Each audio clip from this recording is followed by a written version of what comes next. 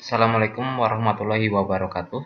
Pada kesempatan kali ini saya coba akan menjelaskan modul 2 dengan topik bahasan Basic Switch and End Device Configuration. Ya.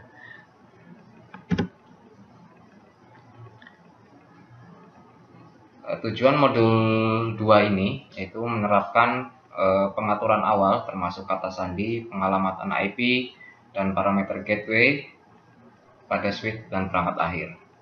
Nah, di sini nanti akan dibagi menjadi beberapa topik bahasan. Di antaranya ada Cisco IOS Access. Jadi di sini akan menjelaskan bagaimana cara mengakses perangkat Cisco IOS untuk tujuan konfigurasi. Kemudian yang berikutnya adalah IOS Navigation. Di sini nantinya akan menjelaskan cara navigasi Cisco IOS untuk mengkonfigurasi perangkat jaringan. Kemudian topik bahasan selanjutnya adalah command struktur, menjelaskan struktur perintah perangkat lunak dari Cisco IOS. Kemudian topik bahasan berikutnya adalah basic device configuration. Di sini nanti akan dijelaskan bagaimana cara mengkonfigurasi Cisco IOS menggunakan CLI atau Command Line Interpreter. Dan di topik selanjutnya ada set configuration. Sini nanti akan membahas mengenai cara menyimpan konfigurasi Cisco IOS. Kemudian ada port dan address. Di sini menjelaskan bagaimana perangkat berkomunikasi melalui media jaringan. Nanti akan dijelaskan di topik ini. Kemudian topik bahasan selanjutnya adalah configure IP address. Di sini menjelaskan bagaimana konfigurasi IP address pada host. Jadi cara untuk konfigurasi IP address itu seperti apa nanti akan dijelaskan pada topik ini. Kemudian di bahasan selanjutnya ada verify connectivity. Ya. Di sini nantinya akan membahas mengenai verifikasi konektivitas antar dua perangkat akhir. Jadi bagaimana cara mengetes ya, setelah kita melakukan konfigurasi tadi menghubungkan beberapa perangkat. Nah, di sini bahasanya adalah untuk mengetes konektivitasnya, apakah berhasil atau tidaknya. Gitu. Seperti itu.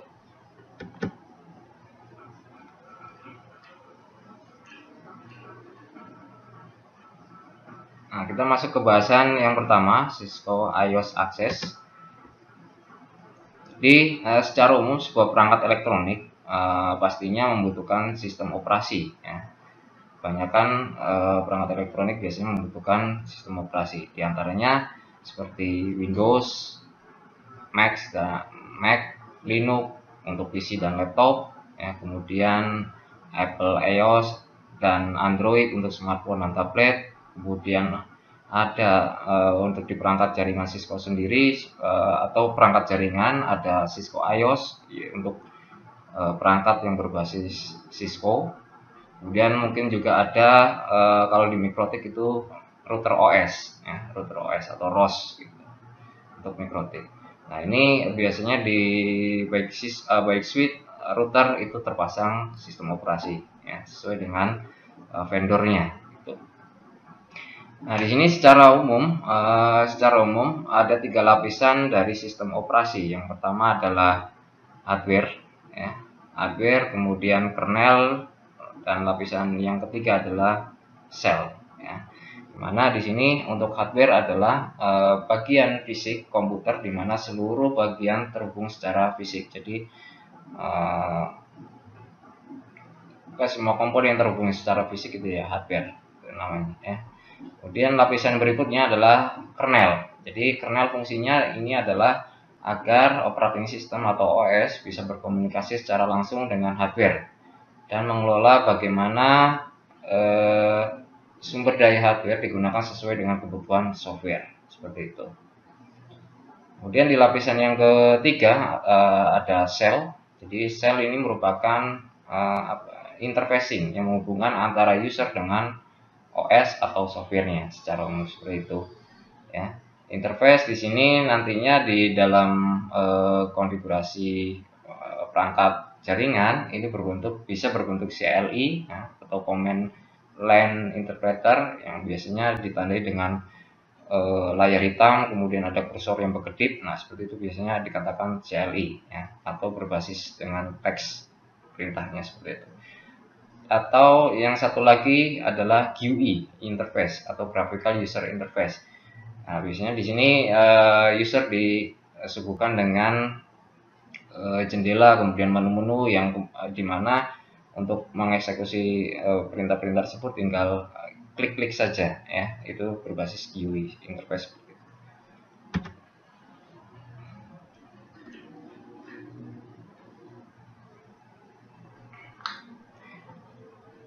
Nah, selain CLI tadi, GUI perangkat Cisco pada umumnya juga ada yang menggunakan UI atau berbasis web ya, termasuk GUI, di mana GUI ini mempunyai beberapa keunggulan diantaranya jadi tujuannya adalah untuk memudahkan user agar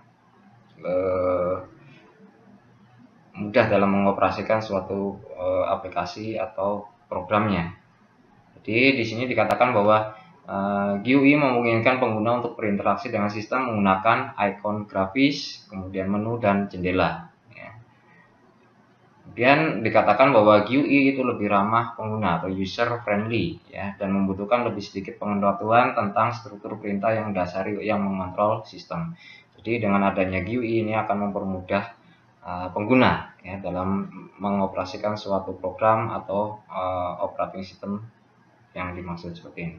Nah, di sini contohkan di sini adalah tampilan GUI dari Windows ya, Windows 10, di mana user itu tidak perlu mengetahui bagaimana cara menggerakkan atau menjalankan aplikasi di dalamnya ya. Jadi cukup tinggal klik-klik dan seperti itu saja. Kemudian contoh dari GUI ini contohnya adalah Windows, macOS, Linux KDE, Apple iOS, dan Android.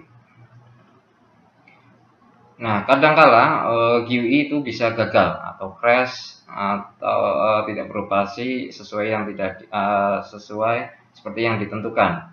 Nah, jadi karena alasan ini biasanya perangkat jaringan diakses melalui CLI. Jadi alasannya seperti itu ya. Jadi kadang mungkin GUI lebih sering untuk crash, gagal dan sebagainya. Nah, makanya kebanyakan untuk perintah di perangkat jaringan Cisco itu biasanya menggunakan CLI ya, CLI. Nah, nantinya ketika kalian mengikuti ujian sertifikasi Cisco juga di dalamnya kebanyakan menggunakan perintah CLI ya. Jadi tidak ada yang menggunakan GUI. Jadi semuanya berbasis CLI.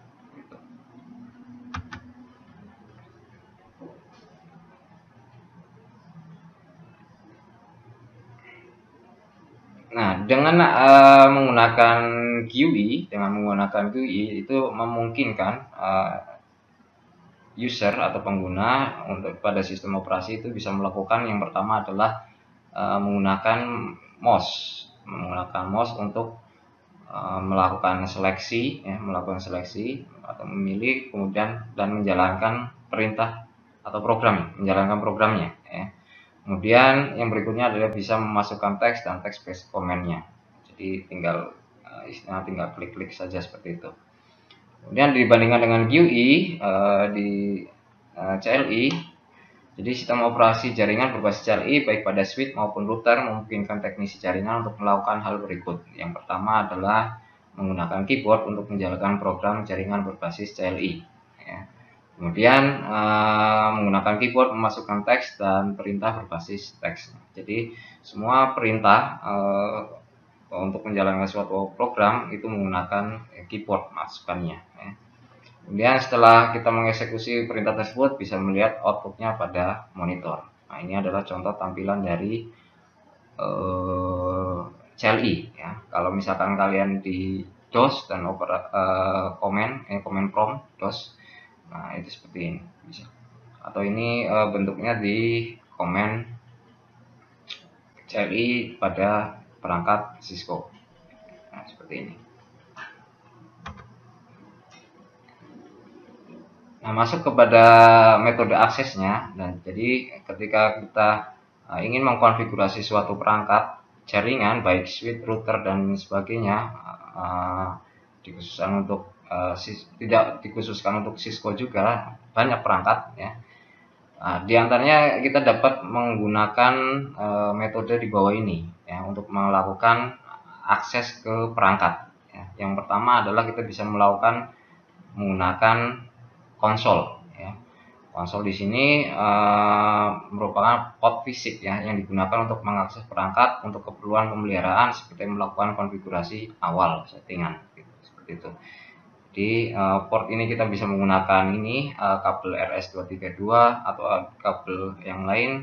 Kemudian yang dimana diantaranya ujungnya biasanya menggunakan kabel RJ45 atau kabel telepon dan sebagainya. Ya. Itu bisa akses melalui konsol. Kemudian yang berikutnya adalah Secure Shell atau SSH yang kita kenal. Jadi untuk membuat koneksi CLI ke perangkat dengan antarmuka virtual melalui jaringan. Ini biasanya kalau kita gunakan untuk meremote atau menghubung connect ya, koneksi ke perangkat dari jarak jauh, itu kita bisa menggunakan Secure Shell atau SSH ini. Ya. Nah, metode ini yang disarankan ketika kita akan meremote atau menghubungi perangkat dari jarak jauh. Ya. Nah, ini yang disarankan menggunakan SSH karena lebih aman. Metode yang terakhir adalah Telnet. Cara kerjanya hampir sama dengan SSH. Ya, hampir sama dengan SSH, membuat sambungan CLI jarak jauh. Hanya saja mungkin bedanya dengan Telnet ini jaringannya tidak aman, kurang aman untuk dilakukan ya, karena user autentifikasi, password, dan perintah dia dikirim dalam jaringan berbentuk plain text. Jadi sangat riskan ya dari segi keamanannya. Jadi direkomendasikan kalau kita pengen remote dari jarak jauh ya kita bisa menggunakan SSH. Tapi kalau misalkan kita dalam lingkungan perangkat tersebut ya, artinya bisa langsung kita berada di posisi perangkat tersebut, kita bisa menggunakan konsol, lebih aman, kemudian lebih cepat dan sebagainya ya, praktis gitu.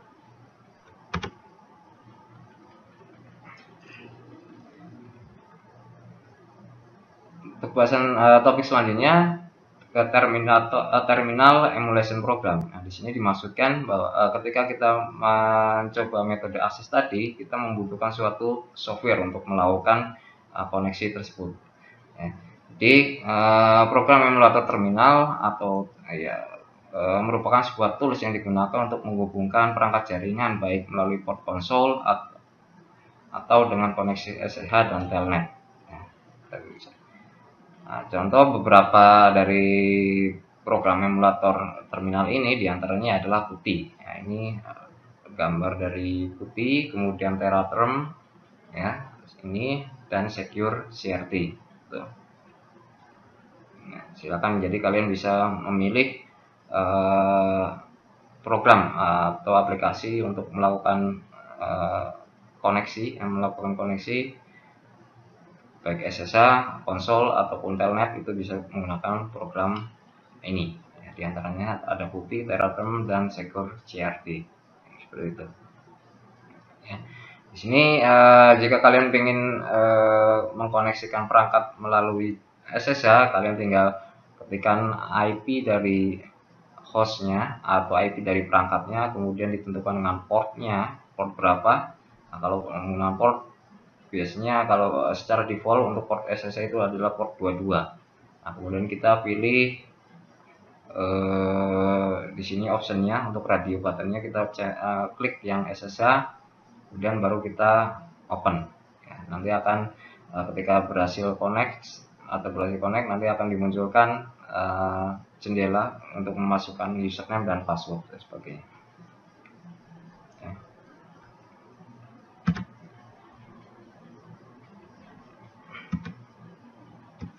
Kita masuk ke bagian topik selanjutnya, iOS navigasi.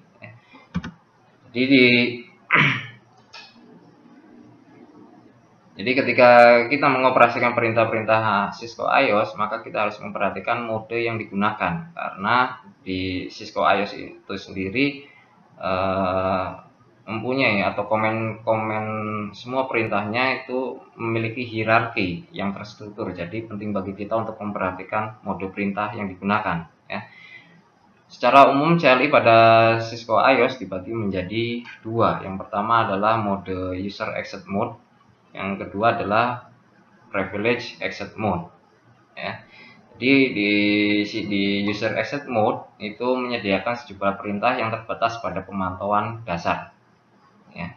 Atau di sini bisa dikatakan modenya view only. Jadi kita tidak bisa melakukan perubahan apapun, hanya sebatas monitoring, ya. Nah, kemudian di CLI untuk User Exit Mode disimbolkan dengan tanda lebih besar, ya, seperti ini. Jadi ini untuk router kemudian diikuti dengan tanda lebih besar. Nah, untuk ini switch diikuti dengan tanda lebih besar. Nah, berarti kalau misalkan kalian di di CLI-nya promnya seperti ini, tanda besar lebih besar, itu merupakan berarti tandanya ada di mode User Exit. Nah, kemudian mode berikutnya adalah Privilege Exit Mode. Jadi secara umum memungkinkan pengguna penggunaan semua perintah, akses dan fitur yang ada. Jadi di sini atau bisa dikatakan mode Enable, ya, mode Enable. Jadi ketika akan kita menggunakan perintah ini biasanya diawali dengan Enable, seperti itu. Makanya dikenal dengan mode Enable. Nah, pada CLI prom itu disimbolkan dengan tanda sharp seperti ini, ya, atau tanda pagar seperti ini. Jadi di dalam mode ini kalian bisa melakukan semua penggunaan perintah, ya, perintah akses, dan untuk semua fiturnya itu terbuka semua.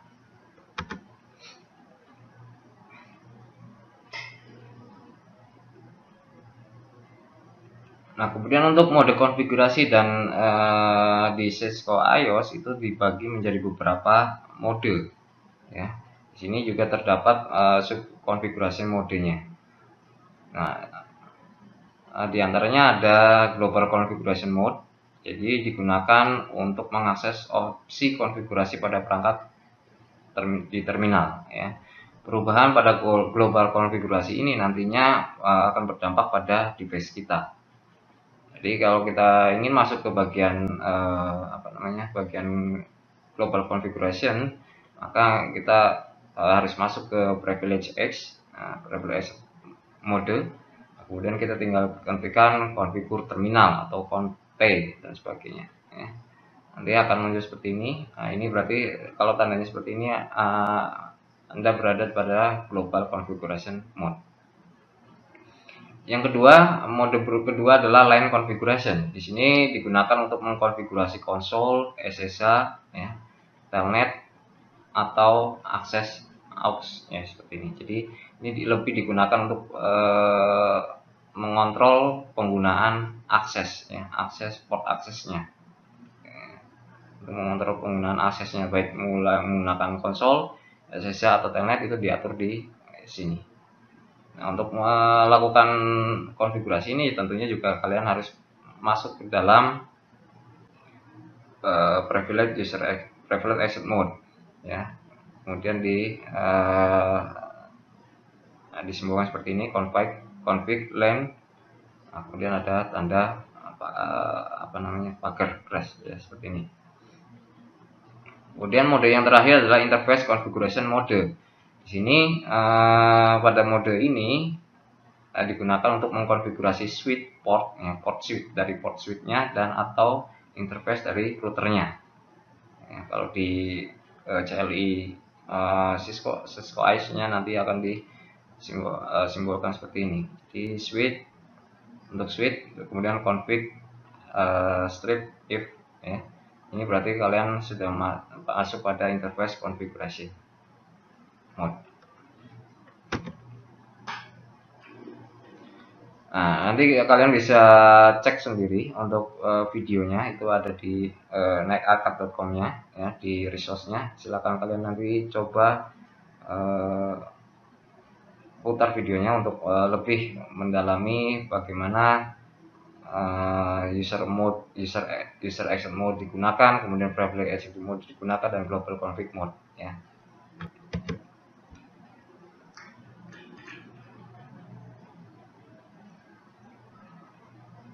Kemudian berikutnya adalah bagaimana cara navigasi atau menavigasi antara use modenya ya.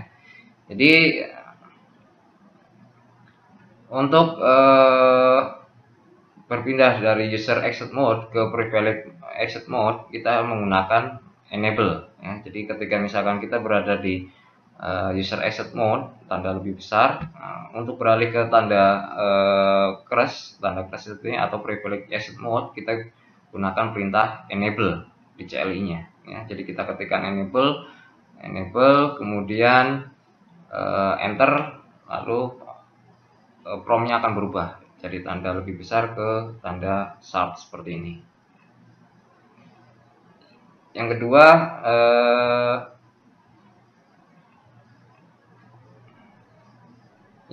untuk berpindah dari global configuration ya, kita gunakan konfigurasi terminal, conf atau sebagainya ya.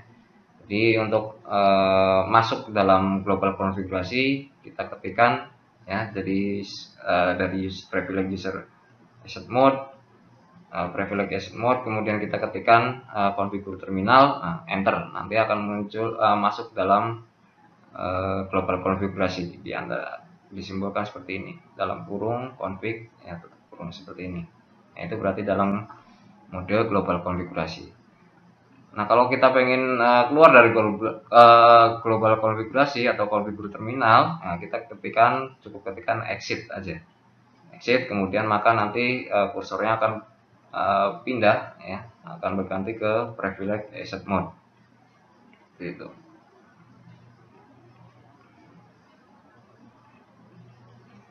Nah, kemudian yang berikutnya bagaimana penggunaan LAN configuration mode. Jadi ketika kita masuk ke dalam global konfigurasi, kita ketikkan aja LAN console kemudian 0 misalkan seperti itu. Nah, nanti akan masuk ke dalam mode LAN konfigurasi ya.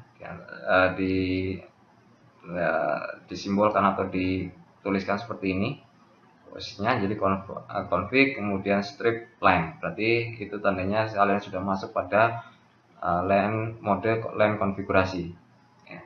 Untuk keluarnya dari LAN konfigurasi mode, kita ketikkan exit saja, nanti dia akan kembali ke konfigur terminal. Kemudian kalau pengen kembali lagi ke privilege exit mode, kita ketikkan exit lagi, seperti itu.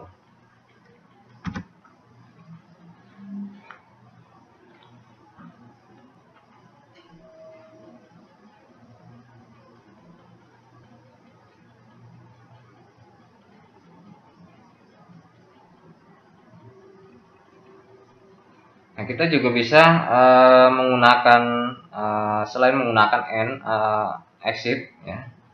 Jadi kita pengen kembali ke privilege exit mode, kita bisa gunakan N ya. Kita ketikkan N atau menggunakan kombinasi Ctrl Z untuk keluarnya.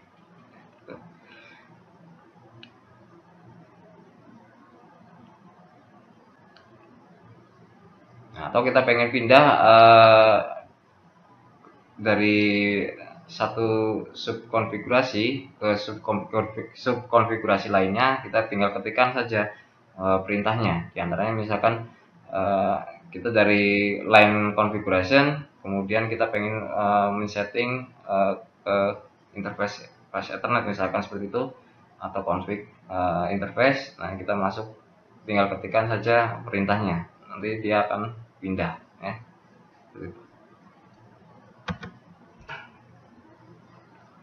Nah, untuk mendalami perintah-perintah penggunaan perintah-perintah enable, disable, configure terminal, exit, N, Ctrl Z pada keyboard, kemudian dan beberapa perintah lainnya, silakan kalian bisa akses video ya di resource netacad.com-nya ya, untuk dipelajari. Kita masuk ke bagian struktur dari perintah Cisco IOS. Jadi secara dasar Cisco IOS untuk perintah itu memiliki strukturnya seperti ini. Jadi misalkan contohkan di sini adalah perintah switch, kemudian ini ada di user exit mode, kemudian ada perintah show IP protocol. Nah, switch ini merupakan prompt ya, switch prompt, di sini prompt, kemudian untuk show dan ping ya, perintah ini merupakan sebuah command ya, strukturnya command atau perintah. Kemudian diikuti dengan spasi ya, di sini spasi, dan diikuti dengan keyword atau argumen ya, bisa berbentuk keyword atau argumen. Nah, untuk keyword sendiri adalah parameter khusus yang ditentukan dalam sistem operasi. Jadi untuk keyword ini adalah baku, artinya sudah ditentukan oleh sistem operasi. Jadi kalian tidak bisa menentukan sendiri perintahnya. Nah, itu sudah ditentukan atau bawaan dari sistem operasi. Kemudian untuk yang argumen ini tidak didefinisikan, nilainya bisa kalian tentukan. Kita bisa tentukan oleh user. Seperti contohnya di sini adalah IP address 192.168.10.5 seperti itu.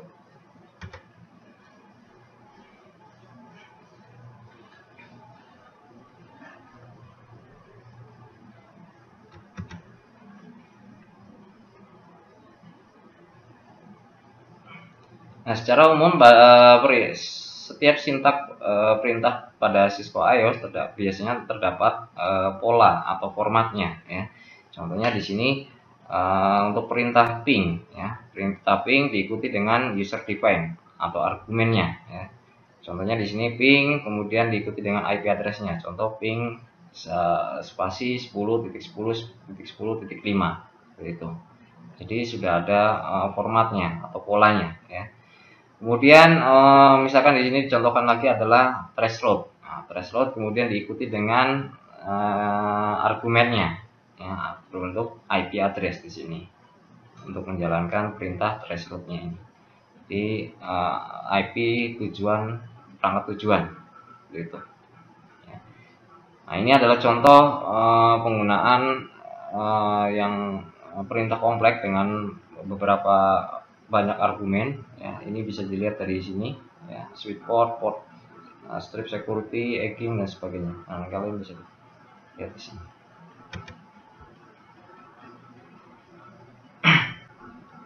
Nah, di Cisco IOS sendiri di sistem operasinya itu menyediakan fitur help ya, fitur help, di mana fitur help ini bisa digunakan ya, kalian tinggal ketikkan di CLI itu menggunakan tanda tanya ya, tanda tanya seperti ini.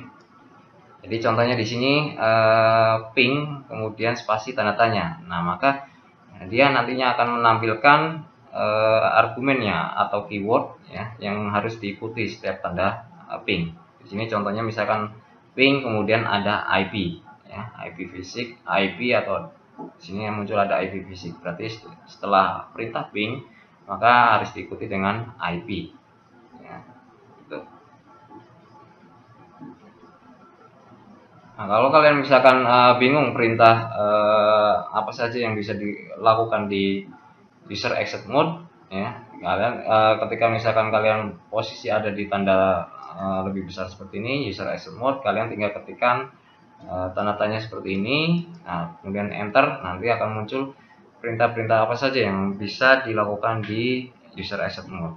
Itu juga untuk yang privilege user exit mode ya, seperti tanda ini kemudian diikuti dengan tanda tanya, enter ya. Nanti akan muncul list program, list perintah yang bisa dilakukan di privilege exit mode itu apa saja.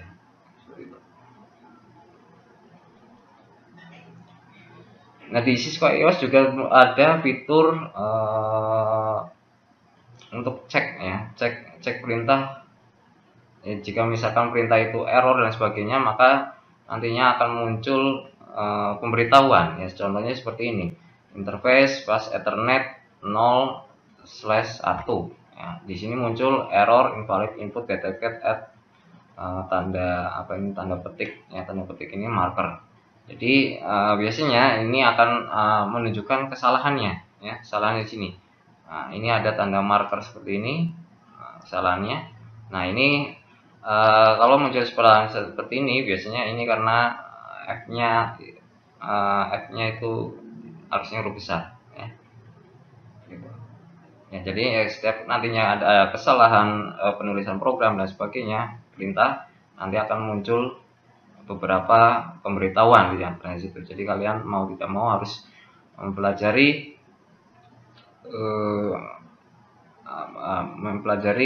notifikasi yang muncul nantinya ketika misalkan ada error dan sebagainya dalam penulisan perintahnya. Nah, nanti untuk bahasan ini bisa kalian lihat di videonya ya, di video di resource calculator-nya, silahkan kalian cek videonya.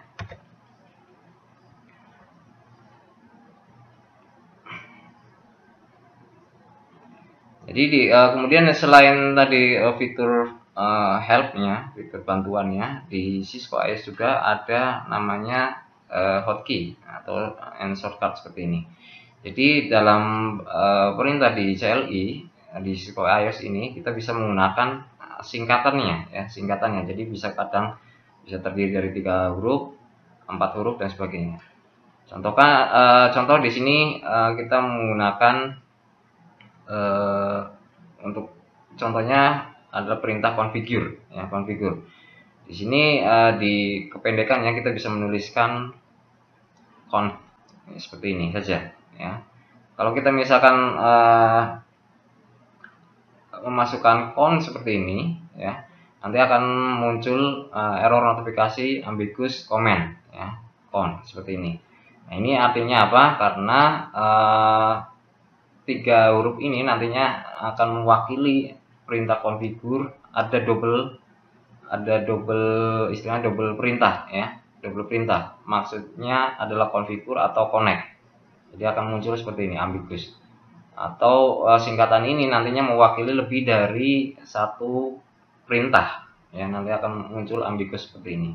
Nah, di sini con ini bisa mewakili configure atau connect. Jadi con ini tidak bisa digunakan. Nah, untuk menggunakan configure kita bisa menggunakan conf seperti ini, conf ya, seperti ini. Ya. Configure, kemudian kalau diikuti dengan terminal kita cukup dengan ketikan huruf T seperti ini. Jadi ini maksudnya adalah configure terminal. Ya, kita bisa ketikkan seperti ini.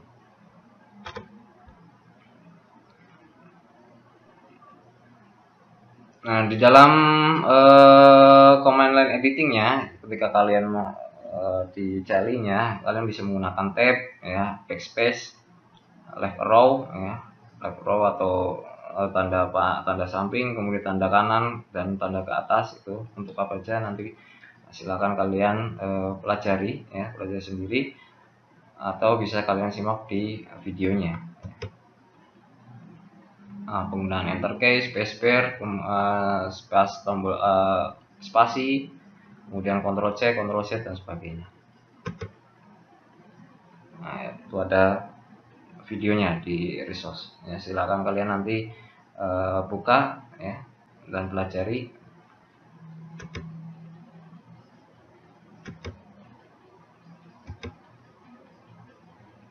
Nah, kita masuk ke bagian basic device konfigurasi.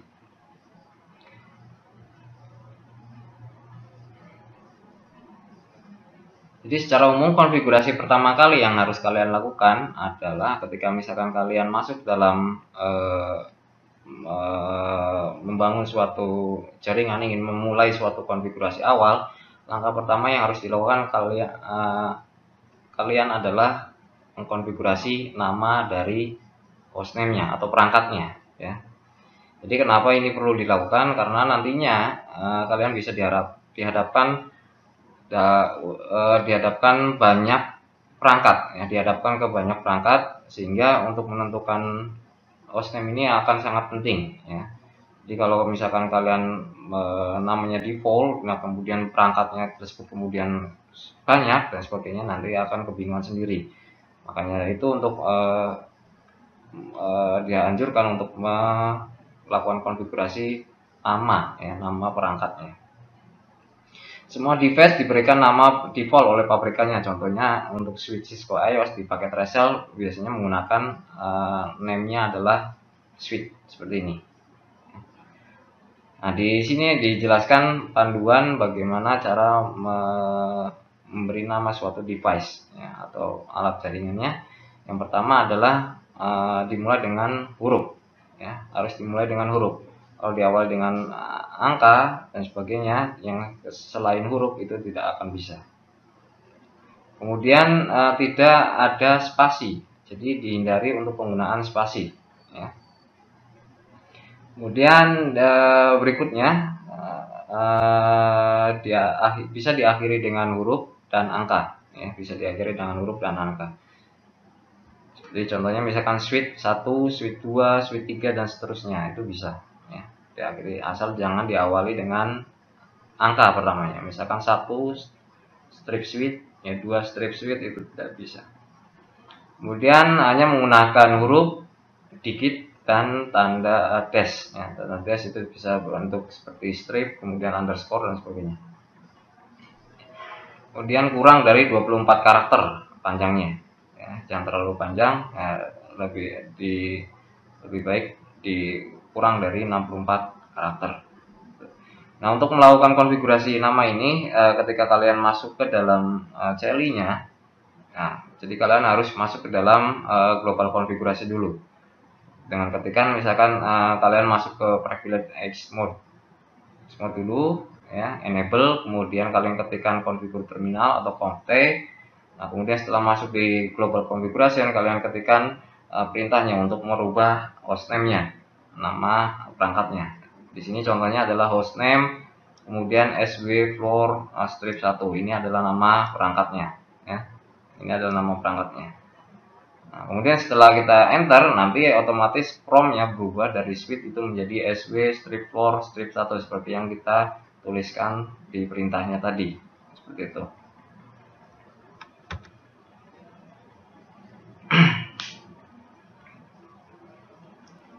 Nah, kemudian di bagian basic device configuration ini kita juga harus memperhatikan untuk penggunaan password, ya, karena secara default semua perangkat yang ada di dalam Cisco iOS itu tidak berpassword, Nah, untuk alasan keamanan, ya, perlu kita gunakan atau kita buat passwordnya.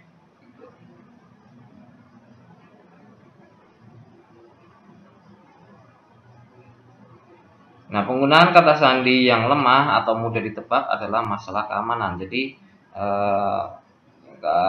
kita dihindarkan atau sangat tidak dianjurkan untuk menggunakan password dengan kata atau password dengan yang mudah ditebak atau pendek kemudian ditebak, misalkan tanggal lahir dan sebagainya, ya, yang sangat mudah ditebak, ya.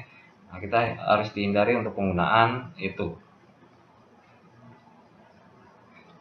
Nah, berikut adalah panduan-panduan beberapa tips, ya, tips untuk membuat suatu password, ya. Bagaimana password yang baik dan benar itu seperti berikut. Yang pertama adalah gunakan sandi yang panjangnya lebih dari 8 karakter. Jadi lebih banyak kombinasi atau panjang dari karakter itu akan lebih aman, ya. Lebih aman, jadi memberikan waktu yang lebih banyak untuk hacker dapat menjebol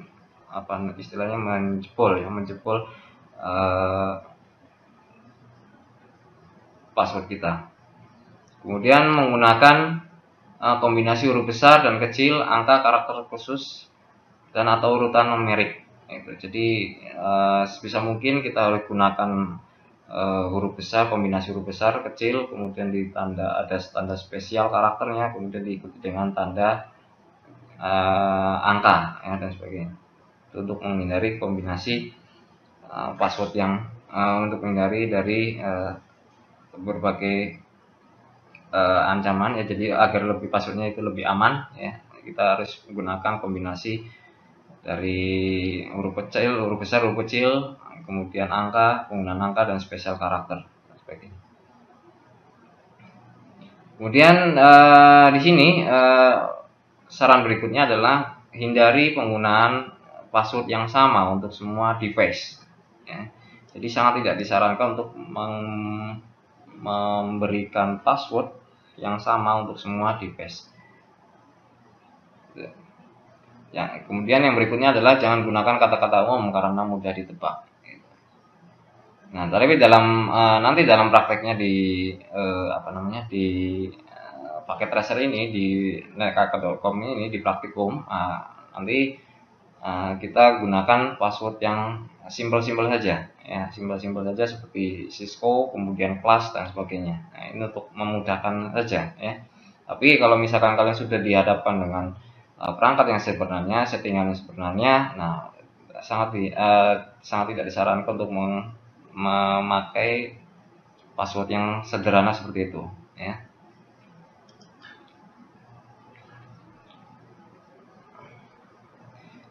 Nah, untuk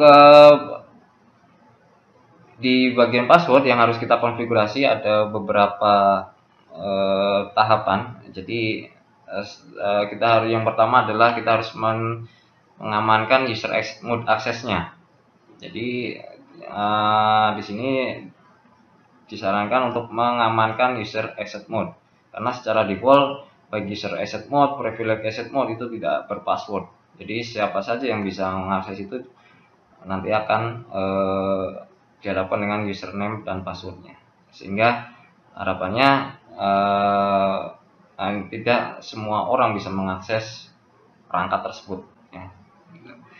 Jadi yang langkah pertama adalah mengamankan user exit mode aksesnya ya. Jadi langkah yang pertama, jadi untuk mengamankan user exit mode kita masuk ke bagian global konfigurasi, kemudian masuk ke kemudian kita ketikkan line console misalkan 0 di sini, kemudian kita masukkan perintah password ya, password, kemudian diikuti dengan passwordnya. Di sini dicontohkan adalah passwordnya Cisco ya, Cisco, kemudian di enablekan passwordnya ya dengan menggunakan perintah login, kemudian diakhiri dengan n seperti itu. Nah, berikutnya adalah untuk mengamankan privilege exit mode access. Langkahnya hampir sama dengan yang user exit mode. Jadi kita masuk ke bagian global terminal, kemudian di bagian setelah masuk konfigur terminal, kita ketikkan perintah enable secret ya, enable secret, kemudian diikuti dengan passwordnya apa. Nah, di sini dalam praktikum ini dicontohkan di sini adalah passwordnya kelas. Kemudian untuk menjalankannya kita gunakan exit, kemudian untuk keluar dari konfigurasinya. Ya.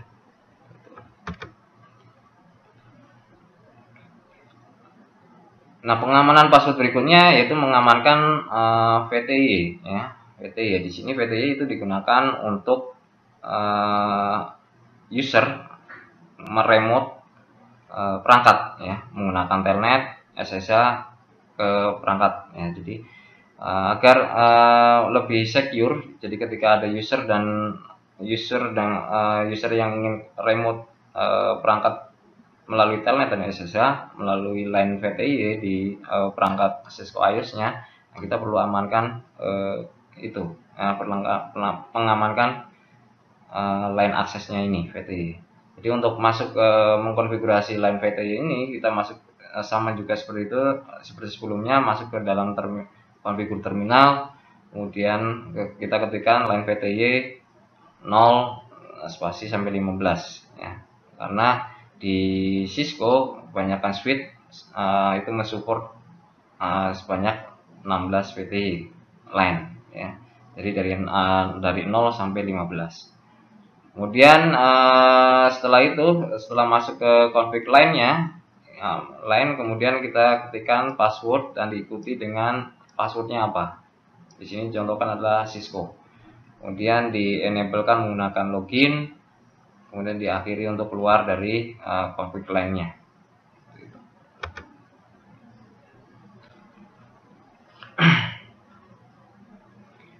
Nah, setelah kita mengamankan password tadi, langkah berikutnya adalah kita harus mengencrypt password, ya, mengencrypt password. Jadi walaupun setelah kita konfigurasi password tadi, ya, semua password itu dalam bentuk plain text, artinya kita bisa lihat passwordnya, ya, kita bisa lihat passwordnya. Jadi untuk agar lebih aman lagi kita bisa mengencrypt password tersebut, ya, sehingga nantinya yang muncul di plain text-nya itu passwordnya tidak berbentuk password yang sebenarnya, tapi dikodekan atau diencrypt, ya. Jadi untuk mengencrypt password kita gunakan perintah service password encryption. Ya, kita tentunya harus masuk ke global configuration dulu. Kemudian dari global configuration kita ketikkan perintah service password encryption, kemudian exit.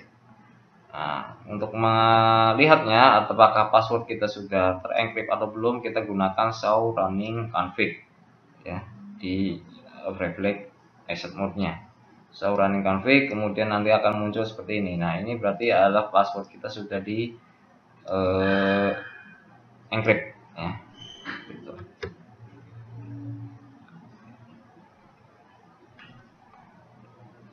Nah, kemudian di sini selain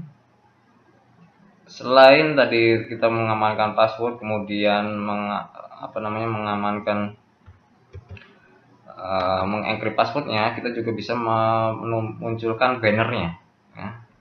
Jadi istilahnya di sini banner ini digunakan untuk mengamankan atau memberikan peringatan awal, ya, memberikan peringatan awal bagi siapa saja yang mau mengakses ke device tersebut. Nah, sebagai nanti akan muncul seperti ini, ya, ketika kita misalkan mengkonfigurasi banner. Jadi pas awal booting atau awal masuk ke perangkatnya nanti akan dimunculkan bannernya, ya, seperti ini. Nah, untuk mengkonfigurasi banner, ya, kita ketikkan masuk ke dalam global configuration, kemudian kita ketikkan banner motd, ya, mod P. Terus kemudian diikuti dengan bannernya, ya, teks bannernya yang mau kita tampilkan di sebagai banner, seperti itu. Nah, nanti untuk di NetAcad juga, di Research NetAcad juga disediakan video untuk bagaimana mengamankan, ya, akses admin ke suite, ya. Jadi silakan kalian nanti pelajari lebih lanjut untuk videonya. Kemudian topik selanjutnya adalah set konfigurasi. Jadi ketika kita sudah mengkonfigurasi sebuah perangkat, secara umum konfigurasi tersebut tidak tersimpan pada hard disk, atau di sini bisa dikatakan NVRAM-nya, ya, NVRAM-nya. Jadi bukan hard disk, tapi NVRAM-nya. Tidak tersimpan pada hard disk atau NVRAM, tetapi di RAM-nya. Jadi ketika kita melakukan konfigurasi tadi, konfigurasi itu hanya masih tersimpan di RAM, bukan NVRAM. Nah, ada dua file system untuk menyimpan perangkat. Yang pertama adalah startup config-nya. Startup config ini.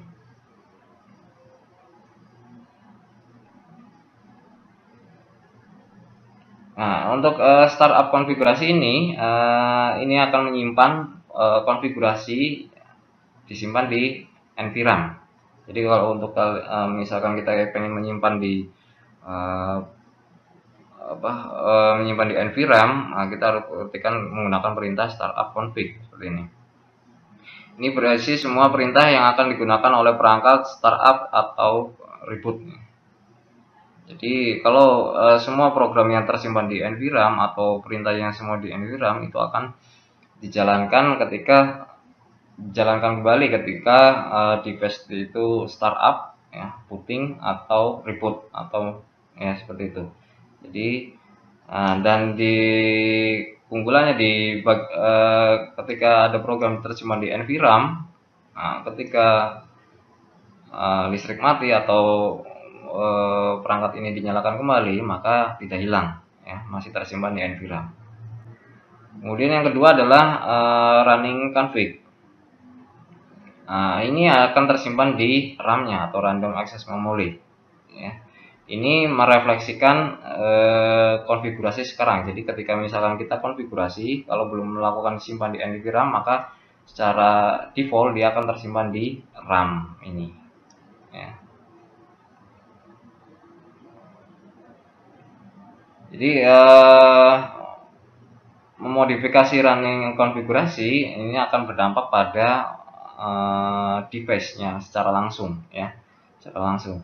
Jadi kalau misalkan kita tidak menyimpan, nantinya kalau tidak menyimpan di RAM, ketika device ini akan dinyalakan ulang dan sebagainya, itu akan hilang. Ya, mungkin seperti itu. Nah, untuk memindahkan RAM, ketika misalkan kita selesai konfigurasi, kita pengen save di NVRAM-nya, perintah-perintah tersebut kita bisa gunakan perintah copy running config startup strip config seperti ini, ya, di privilege asset mode. Tuh. Jadi ketika kita sudah selesai mengkonfigurasi, kita pengen simpan perintah tersebut di NVRAM, nah kita gunakan perintah copy config running config startup config seperti ini.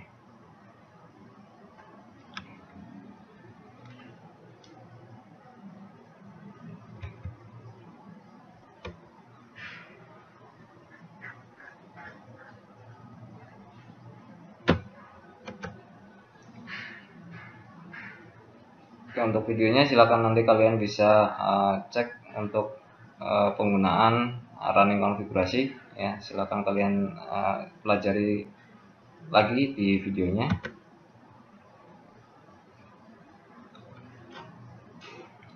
Nah, kita juga bisa men-save atau menyimpan konfigurasi ke dalam teks, ya, ke dalam teks file atau berbentuk log, file log, ya. Jadi langkah pertama kita di sini contohkan menggunakan software aplikasi putih atau bisa menggunakan Teraterm dan sebagainya yang sudah terkoneksi ke Suite. Ya.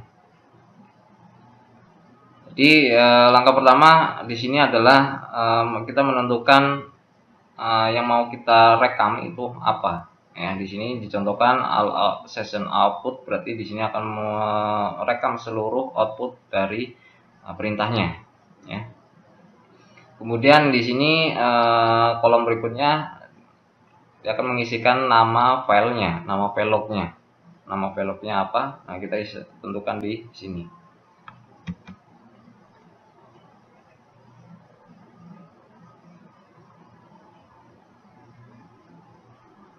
Nah, kemudian ketika masuk ke dalam CLI-nya, ketika masuk dalam CLI, nah kita tinggal ketikkan show running config. Nah, nanti semua yang muncul di dalamnya otomatis juga akan tersimpan di file yang sudah kita tentukan tadi, ya, seperti itu. Nah, untuk mendisable-nya, memberhentikan proses loggingnya itu, nah, kita tinggal pilih bagian yang non di session loggingnya. Ya. Kalau yang pertama, kalau ingin menyimpan, tinggal kita pilih baik all session output ataupun mau printable output, SSL paket dan sebagainya. Nah, kita untuk memberhentikannya kita gunakan yang non-nya.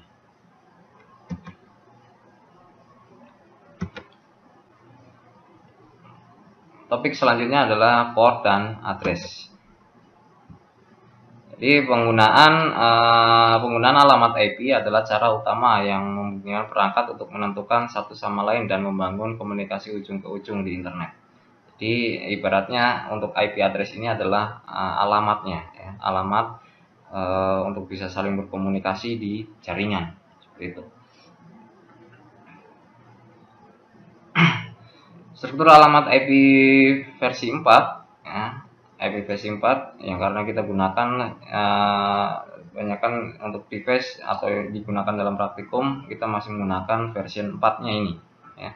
Versi 4 ya seperti yang kita kenal ya 192, 168, untuk IP lokalnya 1.10 dan sebagainya ya, itu masih IP versi 4. Nah, struktur alamat IP4 disebut dengan notasi desimal per titik ya, karena dibatasi dengan ini adalah desimal, notasi desimal, kemudian diikuti dengan pembatasnya adalah titik ya, setiap ininya, setiap oktetnya ada tanda titik ya, dan diwakili oleh 4 angka desimal antara 0 dan 255 ya, 0 sampai 255. Kemudian selain tadi IP address, nah IP address ini sifatnya unik. Artinya unik adalah ketika misalkan kalian dihadapkan di jaringan yang sama untuk konfigurasi di dalam jaringan yang sama, itu tidak diperkenankan menggunakan alamat IP yang sama di hostnya. Ya, misalkan contohnya di sini menggunakan 191.168.1.10 ya, maka untuk host yang sama, host dalam jaringan yang sama, itu kalian tidak diperkenankan untuk perangkat yang lain, tidak diperkenankan untuk memakai IP yang sama dengan yang ini 1.10 ya. Jadi nanti terjadi konflik ya. Maka kalian perlu setting IP yang lainnya selain 10 ya. Bisa 1.11, 1.12 atau 1.200 sampai titik 254.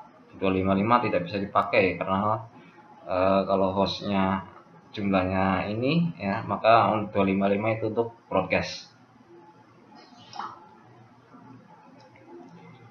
Kemudian subnet mask IP versi 4 adalah nilainya 32 bit. Nah, ini subnet mask adalah yang membedakan bagian jaringan atau alamat dari bagian host.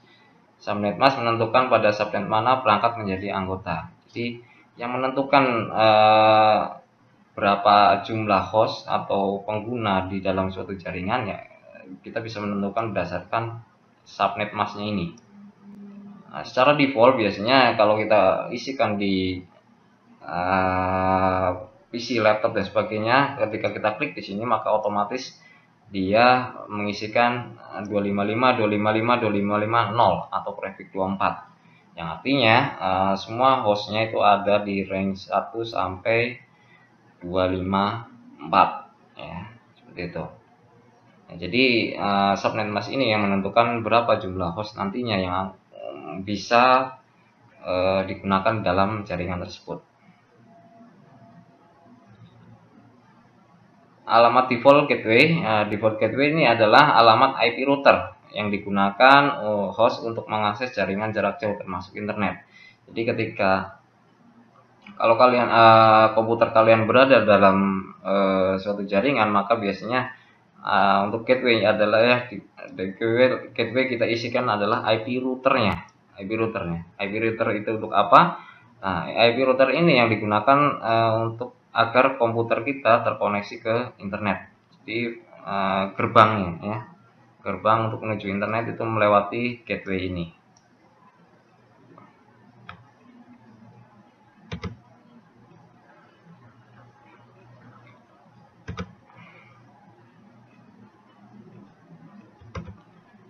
Nah, ini untuk selain tadi ada IP versi 4, yang terbaru kita bisa menggunakan IP versi 6 atau IP fisik ya. Di sini untuk IP fisik dialamatkan panjangnya adalah 128 bit ya, berbeda dengan yang versi 4 ya. Nah, untuk pengkonfigurasinya nanti juga kalian berbeda dari versi 4-nya. Nah, untuk membahas ini nanti kita bahas di bahasan yang berbeda ya, untuk lebih detailnya.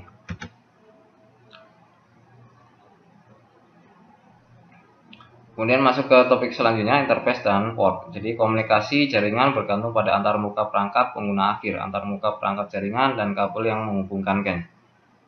Itu seperti itu. Jadi untuk seperti yang kita ketahui, tipe dari media jaringan ya ada twisted pair atau kabel koper, kabel tembaga ya, yang kita gunakan seperti Cat 6, Cat 5 ya dan sebagainya, yang ada tembaganya dengan warna-warni di dalamnya. Nah, itu merupakan twisted pair atau copper cable ya. Kemudian bisa menggunakan fiber optik kabel, fiber optik. Kemudian bisa menggunakan coaxial kabel. Coaxial kabel itu bentuknya seperti kabel TV ya, PNC dan sebagainya. Kemudian atau menggunakan wireless. Ya, wireless ini dicontohkan di sini ada NIC-nya untuk wireless, router. Kemudian di sini ada IP cam, contohnya seperti itu.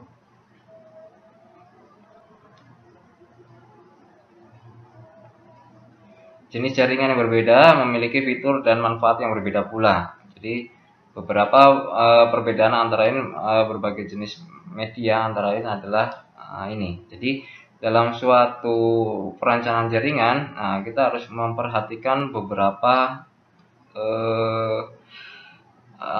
alasan untuk kita memilih media mana yang tepat untuk kita gunakan di dalam jaringan tersebut. Di antaranya yang pertimbangan yang pertama adalah jarak ya. Jarak media ya, jarak media. Jadi kita perlu memperhitungkan dari perangkat ujung ke perangkat yang lainnya, misalkan kita mau menghubungkannya, nah berapa jaraknya. Seperti kita ketahui bahwa untuk kabel Cat 5, Cat 6 itu paling maksimal itu 100 meter, masih bisa ini. Tapi kalau misalkan lebih dari 100 meter itu lebih baik jangan menggunakan kabel Cat 5, Cat 6 dan sebagainya ya. Lebih baik menggunakan karena banyak lossnya ya, kayak banyak lossnya. Jadi mengapa jarak itu perlu dipertimbangkan. Kalau misalkan kita pengen menghubungkan antara end device misalkan dalam jarak 1 kilometer ya, katakanlah tidak mungkin kita menggunakan kabel ya. Yang pertama biaya akan lebih mahal, kemudian dari segi jarak juga tidak efektif ya. Maka perlu alternatif lainnya. Contohnya misalkan kita bisa menggunakan wireless ya, wireless atau menggunakan IFO juga bisa. Hanya saja nanti masuk ke bagian cost-nya ya, lebih prefer yang mana atau lebih rekomendasi yang mana dari segi harga gitu, seperti itu. Pertimbangan kedua adalah dari segi lingkungan tempat media itu nantinya akan dipasang ya. Jadi ketika misalkan kita pengen memasang media itu di pegunungan yang punya struktur mungkin dalam jarak yang jauh, kemudian medannya juga banyak kabel-kabel dan sebagainya. Nah, misalkan seperti banyak listrik dan sebagainya, contohnya seperti itu aja. Jadi misalkan di lokasi kita banyak kabel listrik, nah kita sangat tidak direkomendasikan untuk memakai media seperti kabel Cat 5, kemudian kabel Cat 6, kemudian wireless juga akan berpengaruh karena ada interferensi dari elektromagnetik dari kabel listriknya. Jadi sebisa mungkin kita harus pisahkan dari interferensi kabel seperti itu. Lingkungan juga.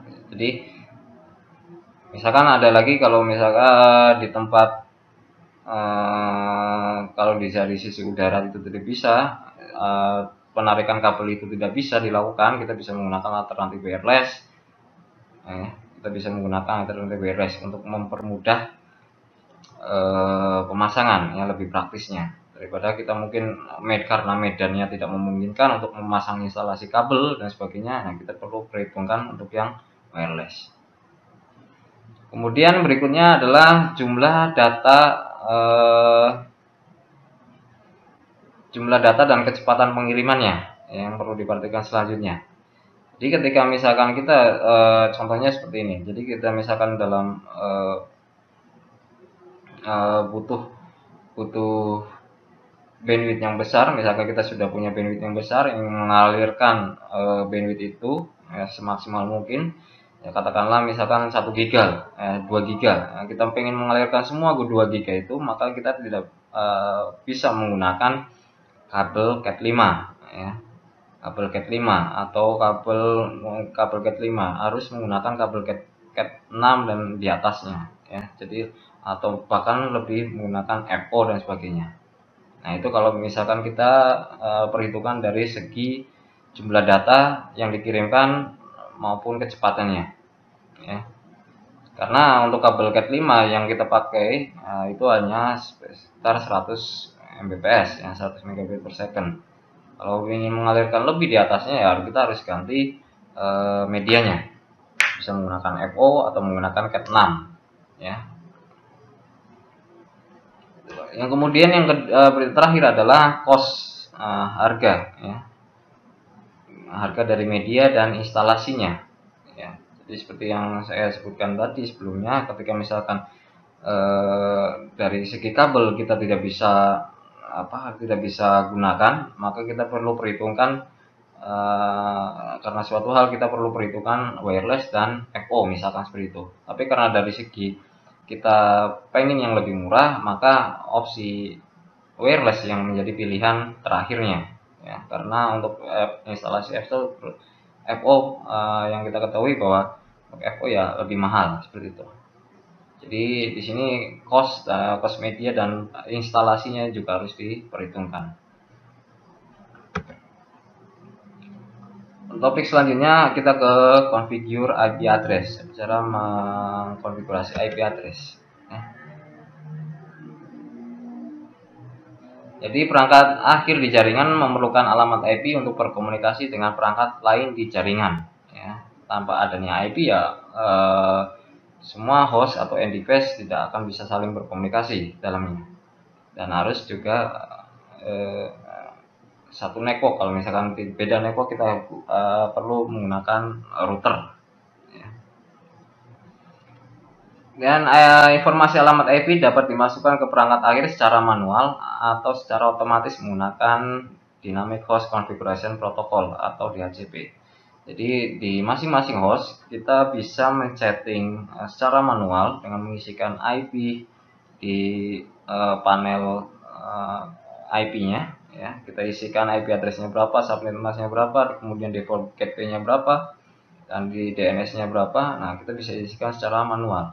Atau kita bisa menggunakan mode DHCP, dimana ketika kita mengaktifkan mode DHCP berarti untuk konfigurasi IP ini akan secara otomatis akan terisi sesuai dengan konfigurasi yang ada di routernya ya, seperti itu.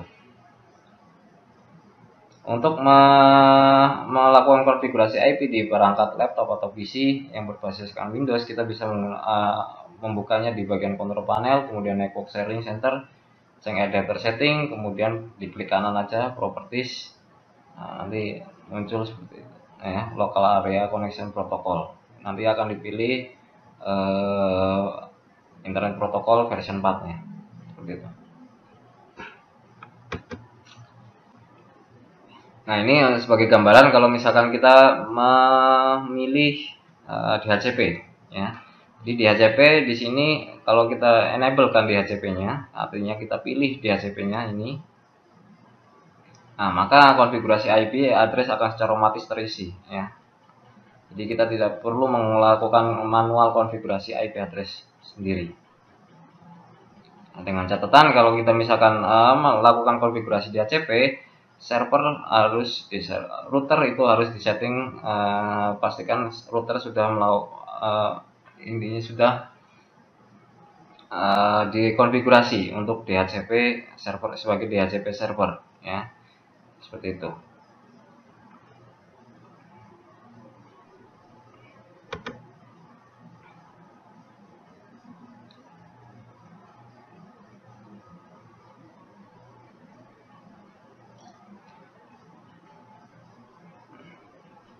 Nah, langkah selanjutnya di sini bahasan selanjutnya adalah mengenai konfigurasi switch virtual, interface dari switch virtual dari Cisco IOS.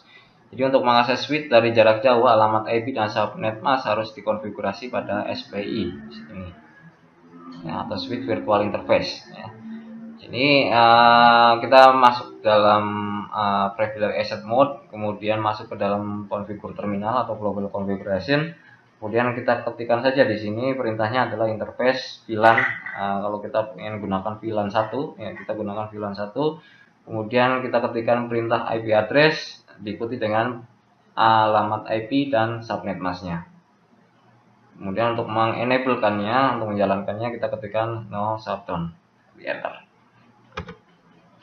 Nah, nanti untuk penerapannya apa saja silakan kalian pelajari lebih lanjut di videonya. Nah, kemudian untuk di bagian yang terakhir di verify connectivity atau mengetes konektivitas, ya. Nah, nanti di sini jelaskan nanti sudah disediakan untuk video testingnya, silakan kalian nanti bisa lihat sendiri di resource.ak.com-nya. Ya, pada intinya untuk melakukan koneksi end to end seperti ini, jadi antara ujung dengan ujung, host dengan host, kita bisa menggunakan perintah ping, ya, ping command. Kemudian ping, kemudian diikuti dengan alamat IP atau IP tujuannya. Jadi misalkan kita ketikkan ping, kemudian spasi IP-nya, IP address tujuannya. Kemudian enter. Kalau memunculkan reply seperti itu berarti konektivitasnya sudah terhubung atau sudah berhasil. Jadi kalau misalkan muncul RTO atau bahkan unreachable seperti itu, maka perlu dicek lagi untuk konfigurasi IP-nya, kemudian atau mungkin dari medianya sudah tersambung atau belum, seperti itu.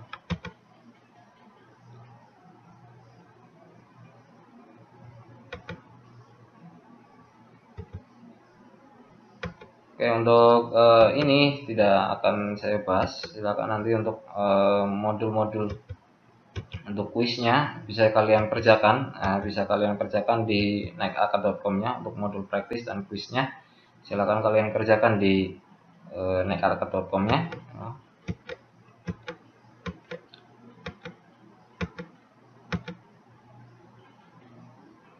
Oke, sekian dulu bahasan untuk modul 2. Terima kasih. Wassalamualaikum warahmatullahi wabarakatuh.